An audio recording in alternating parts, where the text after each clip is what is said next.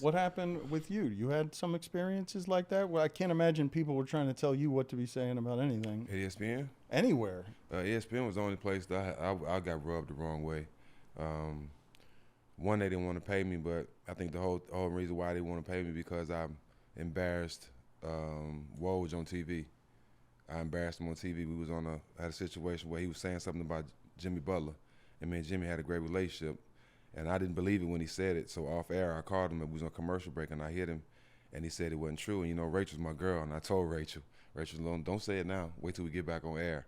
And I told him that wasn't true on air, and I showed him the message from Jimmy. And after that, my relationship, I stopped working as much.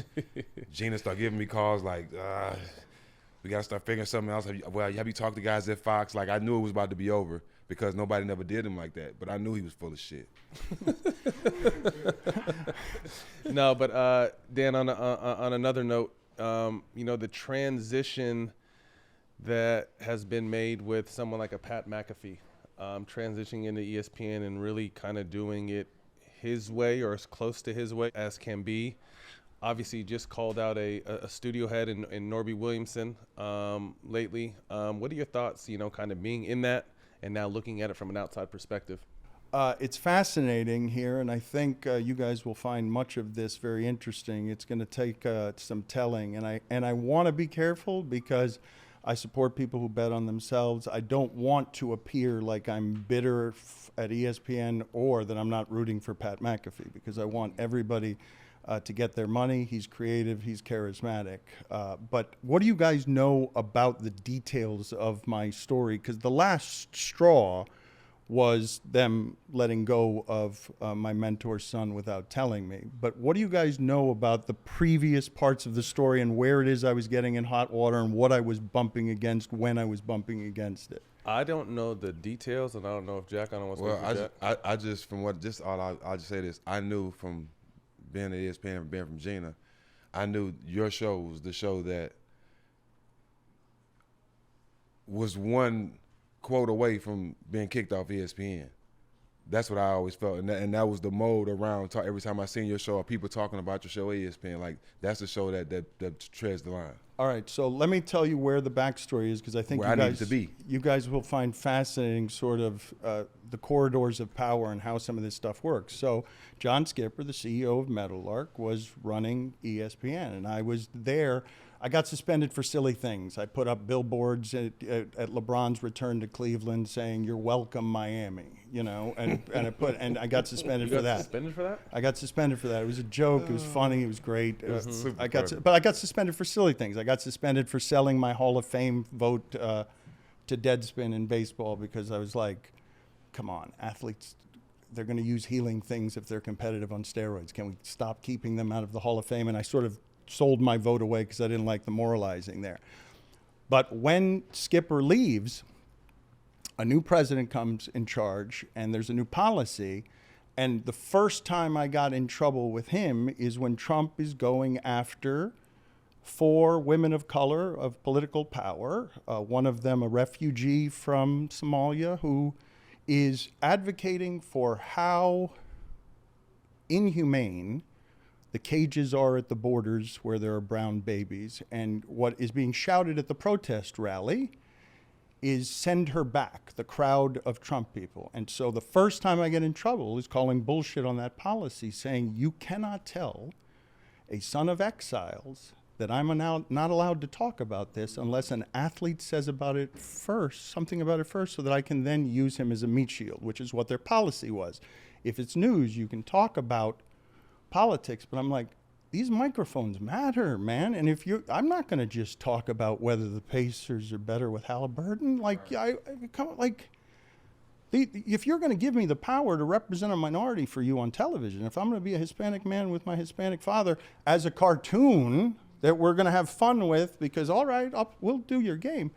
When the microphone's got to matter because they're chanting, send her back. I can't say anything about how racist that is. I can't say anything about how that's not the America I signed up for. Like, send her back because she's trying to get cages, like kids in cages at the border, and I gotta. So that's where it starts, right? On the compromising of the principles, the dilutions by degrees.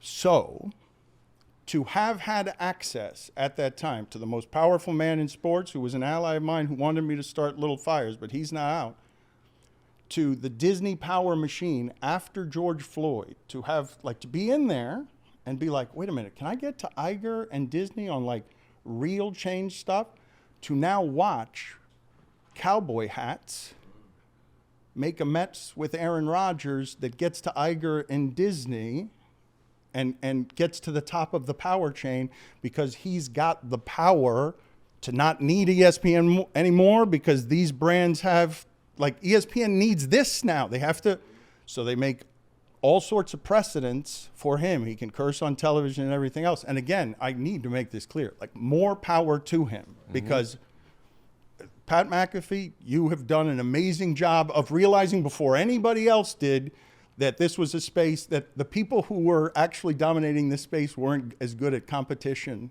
as you are, because a punter got into the space and figured it all out. I can knock these journalists out of the way. So may he have all of the fun and chaos and anarchy that is shaking that machine from the inside, because to me it's comedy to watch it, but the portions of it that hurt are like, man, I was so close with whatever our show was, which was sort of like that, to getting into the real corridors of power where I could have maybe influenced made a change in how bullshit corporate the statements were after George Floyd. How like, because you've seen the machine, whatever was happening, that moment after the pandemic, that year after George Floyd, to see the machine that was saying to us, well, at every turn, no, we're the Black Lives Matter now, to see it now shift and everything go back to the way that it was, it has been a little jarring, given that at that moment, I remember it, we were in it, it lasted for a while, it felt empowering, it felt strong, it felt like, oh, okay, maybe people will be heard.